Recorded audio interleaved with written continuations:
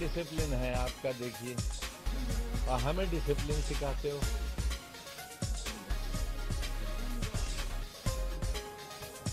जी sir, क्या हुआ?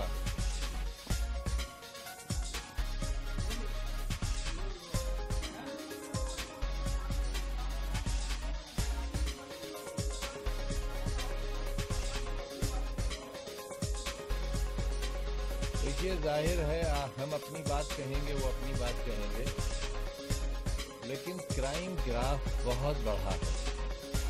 और क्राइम ग्राफ बढ़ा है, ये न मेरे कहने से सिद्ध होगा, न आपके कहने से।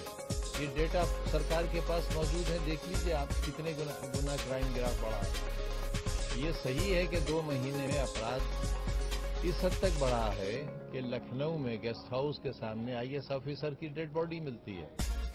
कानून व्यवस्था का ये आलम है कि सीनियर आईपीएस ऑफिसर की बीवी अपनी जान बचाने के लिए भैंस के तबेले में जाकर भैंस के पीछे छुपकर अपनी जान बचाती है। सामूहिक बलात्कारों की बाढ़ आ गई है, जैसे चोरी, डकैती, हत्या, जो कि रिपोर्ट नहीं हो रही केस, उन्हें अगर आप गिनेंगे तो आपको डर लगने लगेगा, आप घर से बाहर निकलेंगे ही नहीं, इतना डर लगेगा आपको। आप अपने आप से डरने लगेंगे, कहीं आपका शरीर ही आपको न लूटने लगे। ये हाल है। और देखिए, ये हाल क्यों है?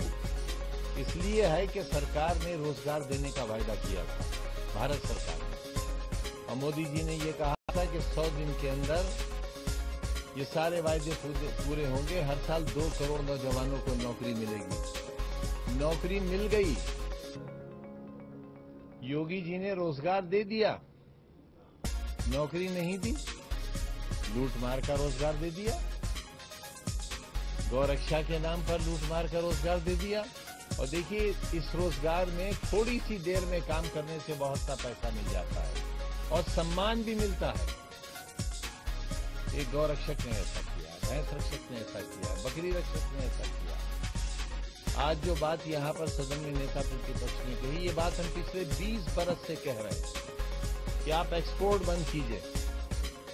सिर्फ गाय की नहीं, कोई भी हत्या नहीं होना चाहिए, इंसान की भी नहीं होना चाहिए। फ्रिज से गोश्त निकालकर किसी बेगुनाह को मार देना, अगर ये मानवता है तो बहरहाल इसको भी सलाम करना पड़ेगा। जो 2 वायदे थे, किसानों का कर्जा माफ होगा और बूचड़खाने बंद होंगे। आपको याद होगा, मैंने एक बिल पेश किया था नगर विकास का, और वो तकरीबन 3 बरस तक राज्यपाल महोदय के पास रहा, और उसके बाद उन्होंने राष्ट्रपति को भेज दिया था।